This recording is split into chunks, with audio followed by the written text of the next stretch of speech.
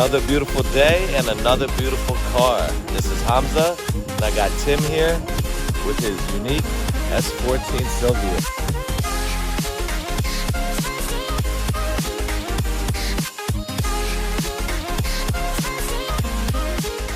So can you tell us a little bit about the car? All right, so it's got about 24,500 kilometers, so around 14,000 miles original. It's kept in great shape. I mean, you can see the body's basically not even any blemishes on it. It's amazing. It looks like a 270R. It's a beautiful car. It's K-Series, so it's SR20 DET. When you first got the car, how did you get it over here? Did you import it through an importer, or did you find it on Craigslist or Facebook Marketplace? I put an alert on JDMclassics.com for 5 or 6 different kinds of cars. Yeah. This one originally landed in December. I tried to put a deposit on it, but somebody beat me to it. I don't know what happened. I guess their financing fell through, or they just didn't go through with the purchase. They emailed me like mid-February and said it's back in the market. I went down that weekend and bought it. That's down amazing. in Richmond. Yeah, I've been there. I bought a motor from them for my old Skyline. Unfortunately, I never finished that build, but I'm going to track down the guy who sold it to, because apparently he was doing an amazing job. I had a friend that when we used to do the late night street racing, he had one of these as well. And mostly everybody else, they're all Honda boys or Mustang people. Yeah. So him and I were the only 240 people. So whenever I see a S13, it just like has a place in my heart, or a S14, or any type of Silvia. Now yeah, they're just it's a beautiful car. Like, yeah. The Yes. mid '90s like Japanese look is iconic. Like, they don't make cars like that anymore. Not at all. So tell me more about this. Do you have any future goals? I know you got that exhaust put on yesterday. Yeah, on yesterday. How is that? The entire exhaust itself weighs like 8 pounds for the entire catback. It's shocking. The one that came off was probably in the 60s, so it's massive weight reduction. I'm working with Ijuku to build out a intercooler kit, intake, blow-off valve. Nice. Battery relocation kit, just because the battery's right in the way for the intercooler piping. How far back does the exhaust go? Is it a catback, or do you? It comes right off the cat. Nice. I need to redo I need to do a new downpipe, because the downpipe on it is tiny, so that's restricting the exhaust a lot. Can we pop the hood? Yeah. Let's do it.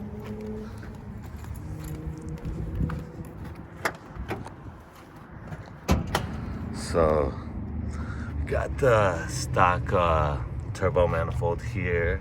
Stock turbo. Everything is factory, so this is clean. That was a big selling point. It wasn't. I mean, you knew it wasn't beaten up, low mileage, and like just mint condition, basically. Yeah, we don't want no clapped out cars. I collect them. Japanese Classics does a great job with that. Like, they don't. If they find one that's, somebody ran through it, basically, they won't bring it over. Definitely. They won't, because they want to stand behind, the product. Yeah, this is beautiful. Radiator mount. I love Nissans from the early 90s. Like, my cars were so easy to work on, even my Skyline. So are you gonna track the car at all, or are you gonna do show, or just it's just gonna be your baby? Keep it as close to stock as possible, because we'll retain the value. I mean, definitely. I would not do it. Beating it up. She's gorgeous. I would not want to do much to this. Yeah, no, not a whole lot. Just tooling around in it. That's awesome. Thank you. Let's get a look at the interior. I had it detailed a couple weeks ago, and it was yellow a couple of minutes after that. Oh yeah, the pollen. Can't really do anything about that this time of year. I mean, my truck was yellow, this was yellow. I mean, spring of the DMV. Yeah. So I did replace the radio. The Japanese cars, they use a different FM band. They go from like 76 to like 89. So it's effectively not a radio around here, because we don't have anything on those bands. That makes sense. So I replaced the radio, and the speakers were literally paper and like just crumbling, falling apart from just the heat and 27 years in Nissan. Yeah. I love that simple interior. It's so gorgeous. Yeah, I wish it had the bride seats. That that can always be replaced. Yes, definitely. But they're like $1,700 a piece. It's a little bit hard to justify spending that money on that when there's nothing wrong with these. It's got an HKS turbo timer, but it's, I don't know, I got to dig into it and see why it doesn't come on. So when I ran into you coming out of the neighborhood, I was just in shock. It's like when you see that, it was amazing. It definitely turns your head. Definitely. I had to stop right there. I did not give any if someone rear-ended So me. Is this your first right-hand drive car? Yes.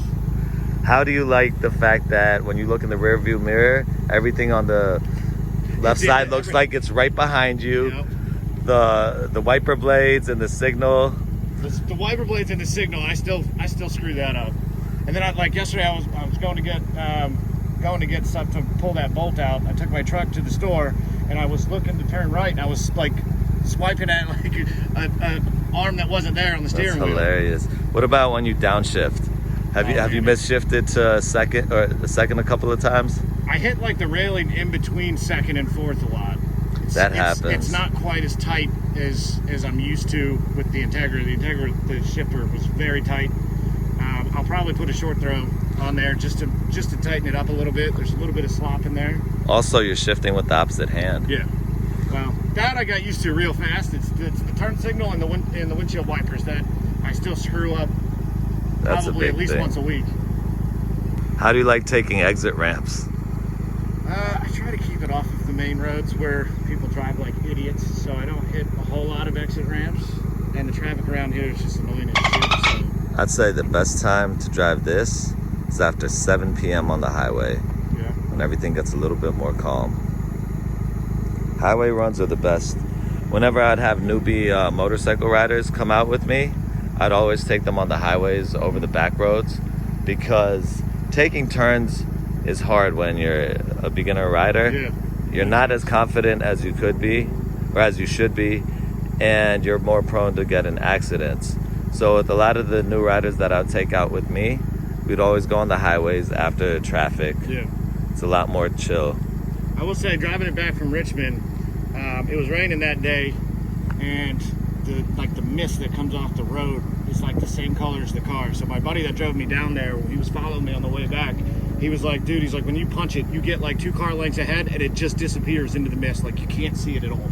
It's just gone. And it goes from... That's amazing. It goes from about 110 kilometers to 180, fifth gear, no downshift, in maybe 2 seconds. Like, the throttle response is incredible. It just fucking pulls. When does the turbo kick in? Probably about 2,000 RPM. Pulling off from a start. Once you get going, it's the response is there no matter what. But like from a complete stop, 2,000, 2,500. Once you roll in a little bit, then it, like, if you punch it, it just goes. That's amazing. Always loved the S14 so much. This front end, I wasn't a fan of. I was. But the Koki front end with the angry headlights, yeah. Oh, that just looks like sex. This I love. The teardrop on the S15. Yeah. Those are beautiful headlights. Those are beautiful too, but then the back end looks like a goddamn Pontiac GTO. Yeah. But this front end, I love it because this looks like a skinny R33. Yeah. Looks like a beautiful little thin, it's basically petite the R30. Yeah. Little brother. Yes, sir. Thank you for your time, Tim. That was fucking Absolutely, awesome, bro. Man. My pleasure.